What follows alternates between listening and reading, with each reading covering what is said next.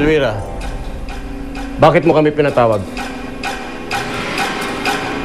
Alam ko na kung nasan si Romano. Si Romano? Ang may hawak ng luminos?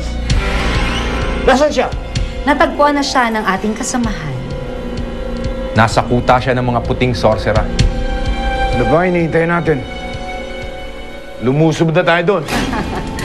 Huwag tayong padalos-dalos.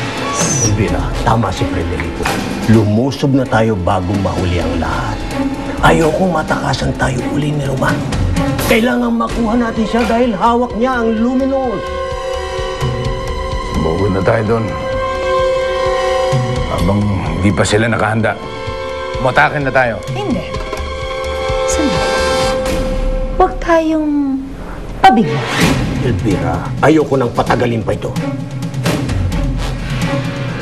May naisip ako na mas magandang paraan.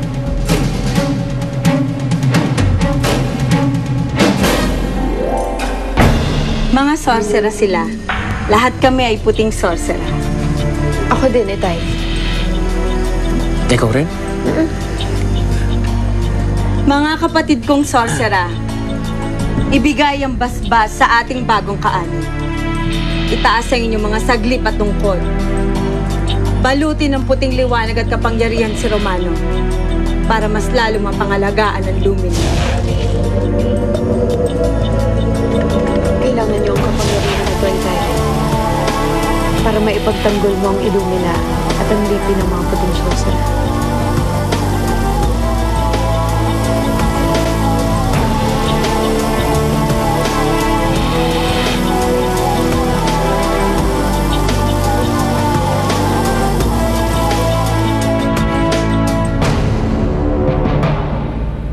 Hindi ka talaga natatakot? Kahit sorcerer ako at tinatawag nila akong mangkukulam? Ama, natatanggapin ko kung ano ka. Basta lubos ang pagmamahal ko para sa'yo. Eh, paano na si Kuya Inigo? May asawa na siya. Sigurado ka ba, Ate Romana? Kinalimutan mo na talaga si Inigo? Anong ginagawa mo dito?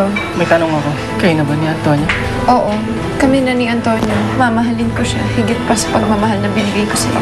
Naniniwala pa rin ako mabait yung anak ko. Pinalaki namin siya sa kabutihan. Inamin na ni Crisanta kung sino talaga siya. Siya talaga si Melina. Nilason lang ni Elvira ang isipan ng anak ko. Kaya doble-doble na atraso sa akin ng walang ganyan.